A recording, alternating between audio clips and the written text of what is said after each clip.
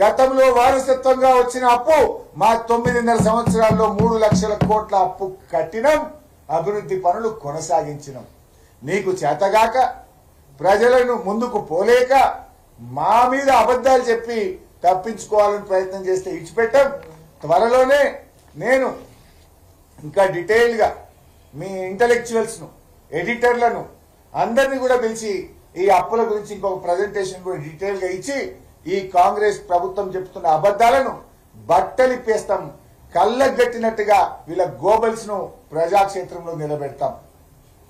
ఇకపోతే కాళేశ్వరం గురించి మాట్లాడి ఆయన ఏమంటాడు, 50,000 ఎకరాలకే నీళ్ళు ఇచ్చినాం అన్నాడా లేదా? ఇయ్యాల ఇది నేను చెప్తలేను. ఇక ఇది ఈ ప్రభుత్వం ఇచ్చిన ప్రజెంటేషన్. కాంగ్రెస్ ప్రభుత్వం అధికారంలోకి వచ్చిన తర్వాత కాళేశ్వరం ప్రాజెక్టు దగ్గర మొత్తం మంత్రులు పోతే ఆడ ఒక ప్రజెంటేషన్ పెట్టి లైవ్ టెలికాస్ట్ వచ్చింది టీవీలలో. ఏముంది ఇలా?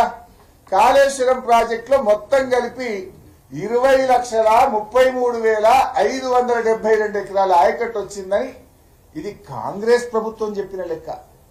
ఇది కాంగ్రెస్ ప్రభుత్వం చెప్పిన లెక్క. ఇలా దేని కింద ఎంత వచ్చిందో ఉన్నది. కాలువల కింద 98,571 ఎకరాలు, కొత్తగా చెరువులు నింపడం ద్వారా 39,146 ఎకరాలు, 2,143 ఎంఐ ట్యాంకుల కింద 1,67,000 ఎకరాలు, స్థిరీకరణ కింద 17 లక్షల ఎకరాలు, అదేవిధంగా కూడవెల్లి, హల్దీబాబు చెక్ డ్యాంల కింద 21,000 ఎకరాలు, మొత్తం 20,33,000 ఎకరాలకు కాళేశ్వరం కింద ఆయకట్టు వచ్చిందని నీ ప్రభుత్వం ప్రజెంటేషన్ లోనే ఉంది. ముఖ్యమంత్రి ఇలా అసెంబ్లీలో అంటాడు 50,000 వారింది. నోరా మోరా మాట్లాడుతందుకు కొద్దిగా సిగ్గన్ను ఉండాలి అబద్ధాలానికి. ఒక మంచినీళ్ళే కాదు కదా, మొన్న ఈ మధ్య ముఖ్యమంత్రి కోకోకోలా ఫ్యాక్టరీ ప్రారంభించిండు ములుగులో. అది ఎడికెళ్ళి వచ్చింది? It is the fall back of Kaleshwaram project. Kaleshwaram project నీళ్ల మీదనే కోకోకోలా కంపెనీ ఆడికి వచ్చింది కదా. ఆడ కొన్ని వేల మందికి ఉద్యోగాలు దొరుకుతున్నాయి కదా. ఇవాళ త్రాగునీరు ఇవాళ సగం ఉత్తర తెలంగాణకు కాళేశ్వరం ప్రాజెక్టులో కట్టిన మల్లన్న సాగర్ నుంచో, రంగనాయక్ సాగర్ నుంచో, గౌరవెల్లి నుంచో ఈ ప్రాజెక్టుల నుంచే కదా ఈరోజు నీళ్ళు వస్తున్నాయి. త్రాగునీరిచ్చింది, సాగునీరిచ్చింది, పరిశ్రమలకు నీరిచ్చింది. ఇప్పుడు నువ్వు నిన్నమనే చెప్తున్నావు హైదరాబాద్కి 20 టీఎంసీల నీళ్లు తెస్తా.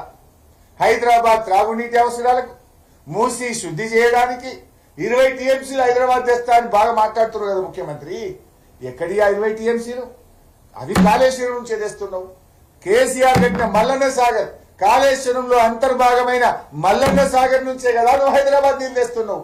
కాళేశ్వరమే లేకపోతే మల్లన్న సాగర్ లేదు, మల్లన్న సాగరే లేకపోతే హైదరాబాద్ కు నువ్వు తెస్తానన్న 20 టీఎంసీలు ఎక్కడికి వస్తాయని నేను అడుగుతాను.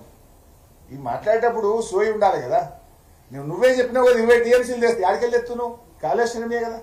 మూసి శుద్ధి చేయడానికి ఆడికెళ్ళి తెస్తున్నావు, కాళేశ్వరం నీళ్లే కదా.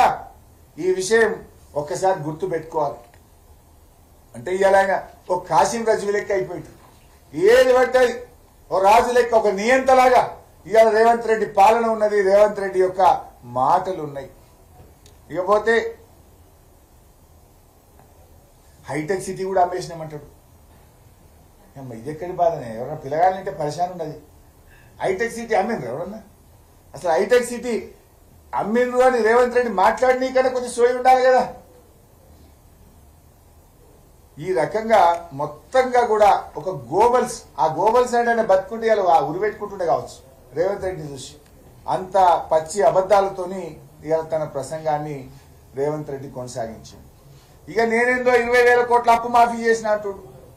అసలు ఆ 20,000 కోట్లల్లా ఆ మహబూబ్ నగర్ లో ఇచ్చిన 2,750 కోట్లలో రూపాయి ఎవరికి రానేలే. ఆ ఇచ్చిన 17,000 కోట్లల్లా చాలా మందికి బ్యాంకులలో రిజెక్ట్ అయిపోయింది. అసలు రమారమి నెట్ గా అసలు వచ్చిన పైసలు అంత కొట్టి 15,000 కోట్లు పడ్డట్టున్నాయి రైతుల అకౌంట్లలో. అవి ఆడికెళ్ళి ఇచ్చినావు నువ్వు. 7,500 కోట్లు రైతు బంధు ఎగ్గొట్టినావు వానకాలం. 7,500 రైతు బంధు ఎగ్గొట్టినావు. 2,500 కోట్లు ప్రతి సంవత్సరం ఇచ్చే ఫీజు రియంబర్స్మెంట్ ఎగ్గొట్టినావు. ముసలోళ్లకు నెలకు 2,000 ఇచ్చే పింఛన్ 2 నెలలు ఎగ్గొట్టే అగో 2,000 ఎగ్గొట్టినావు. కేసీఆర్ కిట్టు బతుకమ్మ చీరలకు ఇచ్చే పథకాలు బంద్ చేసి అవో 1,000 కోట్లు ఎగ్గొట్టినావు. అంటే ఈడ కొట్టినావు, గడ పెట్టినావు. నువ్వు అడికెళ్ళి తెచ్చినవి ఏమి ఇచ్చినావు?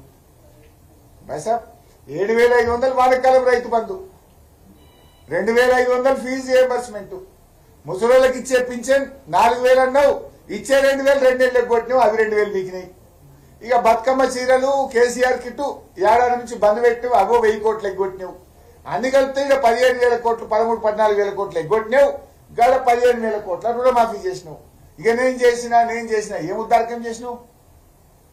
రైతులకు ఇచ్చే క్రమం తప్పకుండా వచ్చే రైతు బంధుని ఎగ్గొట్టినావు కదా. పేదలు ఎవరు పోతారండి సర్కారు దవాఖానలకు? దళితులు, గిరిజనులు, బలహీన వర్గాలు, కడు నిరుపేదలు. సర్కారు దవాఖానకు పోతే ఆడపిల్ల పుడితే 13,000, మగపిల్లవాడు పుడితే 12,000.